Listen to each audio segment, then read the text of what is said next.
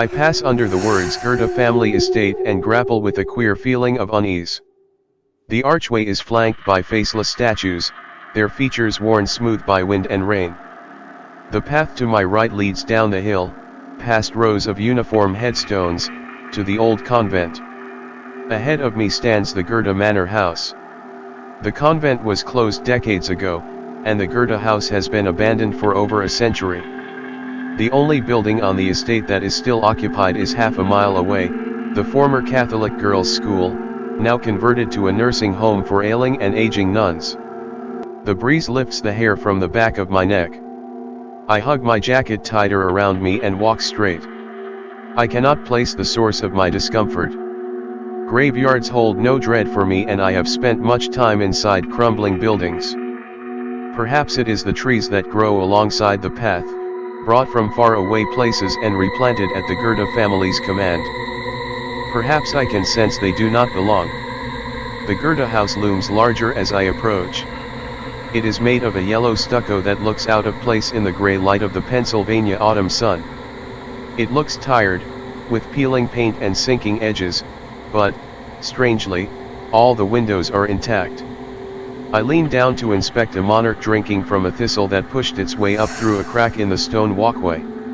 It is late in the season to see one, and the unexpected beauty makes me smile. I hear my grandmother's voice. Butterflies are pretty, but moths are special. They carry souls to the moon. But what happens when a moth gets trapped inside? I had asked her. Then the soul is trapped too. Why do you think so many houses are haunted? The insect flutters upwards and drifts past a second-story window. A pale face peers from it, watching me from a room I know is empty.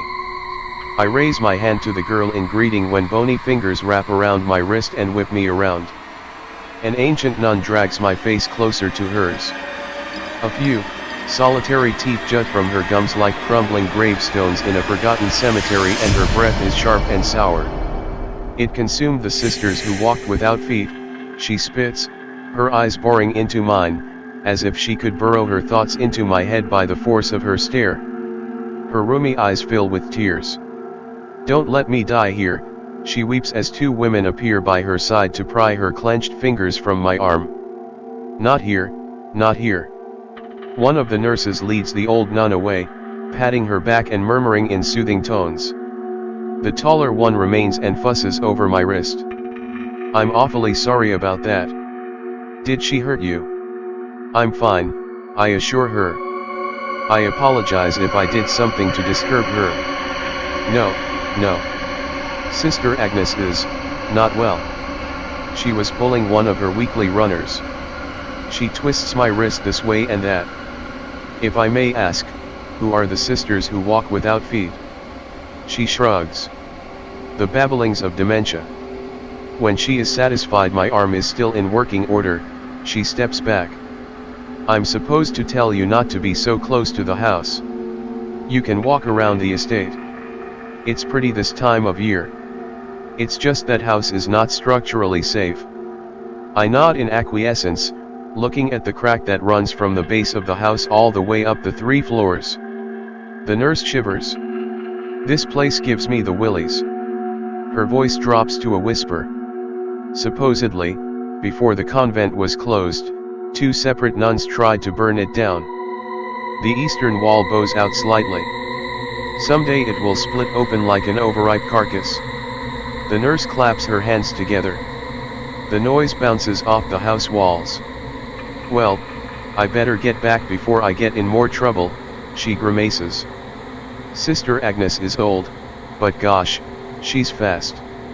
I wave at her as she trudges across the field towards the nursing home. Before heading towards the old convent building, I look again at the second-story window. It's empty. It doesn't matter, I'll find her when I return tonight. This will not be my first ghost encounter, nor my 100th, yet that strange, foreboding feeling still clung to me as I hurried past the trees, their silhouettes made monstrous in the moonlight. It dogged me as I completed the pedestrian portion of communing with the spirits, the breaking and entering part. I successfully jimmied the lock to the heavy oak doors at the front of the Goethe house and slipped inside. I now find myself standing in the atrium, the yellow-green of the walls faintly visible in the moonlight. It reminds me of a summer sky before a tornado. The moon is bright tonight, and my nighttime vision has always been excellent.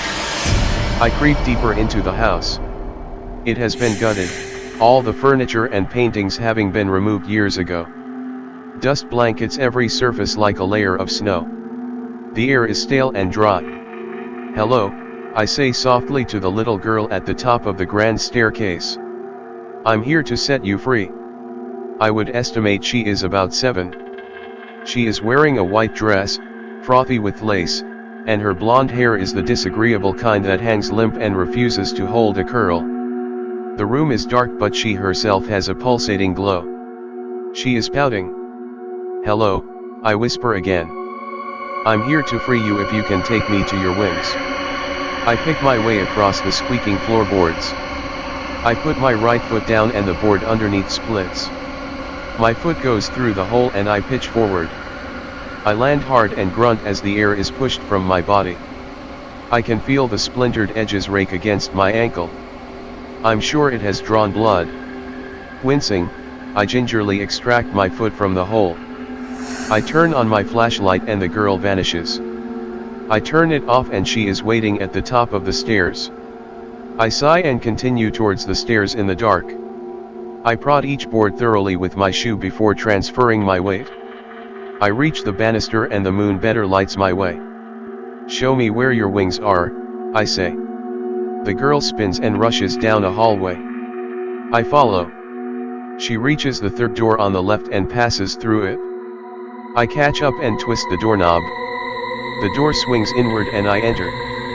Aside from a brick fireplace, the room is empty. I limp to the window. I can see the spot in which I stood this afternoon. I turn on my flashlight and crawl around on the floor but can find no dead moths. I search in the corners and under flaps of sagging wallpaper but come up empty-handed.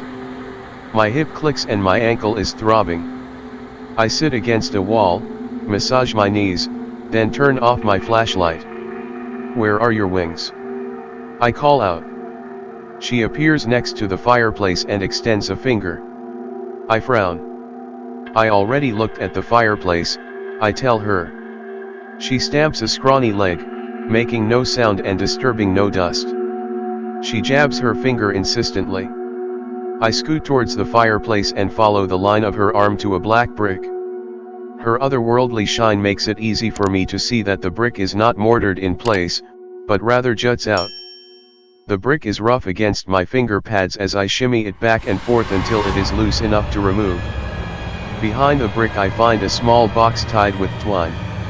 I look at the girl. She is across the room now, near the window, with her head cocked to one side. I take the box from the recess and blow off a thick layer of dust, then untie the twine. I unlatch the box and lift the lid. Inside is a dead, black moth. I can't imagine how it got caught here. Not caught, I think. Entombed. I think of that yellow-green sky. I lift the box toward the girl. "These are your wings." She nods, her eyes big and mournful. I can easily imagine her sitting dejectedly in front of a mirror as her mother pulls at her wilted hair, trying to make it presentable. I wonder who she was and what happened to her. She is just a child, trapped alone in this comfortless house for a century. I have helped countless other like her. I offer her a smile. "We'll take it outside and set you free." Her timid smile meets mine. I am about to close the box when I see the wings of the moth flutter. It is almost imperceptible, perhaps a mere trick of the light or my breath disturbing the paper-light corpse. Then it shivers again. I had wiped dust from the box. It had been undisturbed for many, many years. And yet the moth had moved. My eyes slide sideways. I can see the girl on the edge of my vision. Her face. There is something about her face. Something, trembly, like her skin is about to slip off. I snap my gaze to her. She looks normal, as normal as a ghost can look. Still. These are your wings. My tone is soothing, loving. She nods emphatically and runs into the hallway, beckoning me to follow. I hesitate, then shine my flashlight on the box. The moth is grotesque and disfigured, it has 8 legs when it should have 6, its wings are hard and shiny, its body too long. Is it even a moth? It consumed the sisters who walked without feet was what Sister Agnes said. The sisters who walked without feet. I had walked the grounds this afternoon, walked through the empty convent and the servants' quarters, stood outside the former girls' school, now a nursing home. I would expect a place this old, a place with this much history, to be teeming with tethered spirits. And yet, I found only one. A cold fist clenches around my heart. I turn off my flashlight. She stands in the center of the room. Did you eat them? I ask quietly. The others. She is trembling, struggling. Her face wobbles. Then she slumps. Her arms droop and the glow goes out.